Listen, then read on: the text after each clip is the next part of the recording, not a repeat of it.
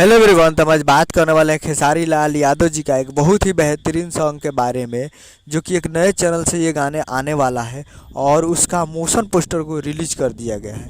और आप लोग को बहुत दिन पहले मालूम होगा कि पवन पांडे जी के ARG फिल्म से आया था गाना, जो कि मोशन पोस्टर रिलीज किया गया था। उसी प्रकार इससे भी मोशन पोस्टर रिलीज किया गया है, जो कि आपको स्क्रीन के ऊपर दिखाई दे रहा है, जो कि लिखा गया है कमिंग सून। और ये आने वाला है और ट्रेंडिंग स्टार खेसारी लाल यादव जी की आवाज़ में। और इसमें दिखाया गया है कि India films Bhojpuri YouTube channel पे ये आने वाला है।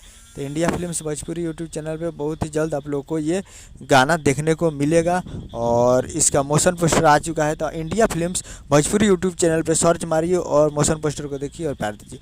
और कमिंग सून है, बहुत जल्द इस पर गाना आने वाला है। तो सब्सक्राइब कर लीजिए अभी जाकर India films Bhojpuri YouTube channel को। तो जाइए और जाकर सब्सक्राइब कीजिए। यही अपडेट था, एक दो दिन वेट कीजिए। बोलबम सॉन्ग होगा तो ज़रूर आएगा, और नहीं तो सावन बाद आएगा।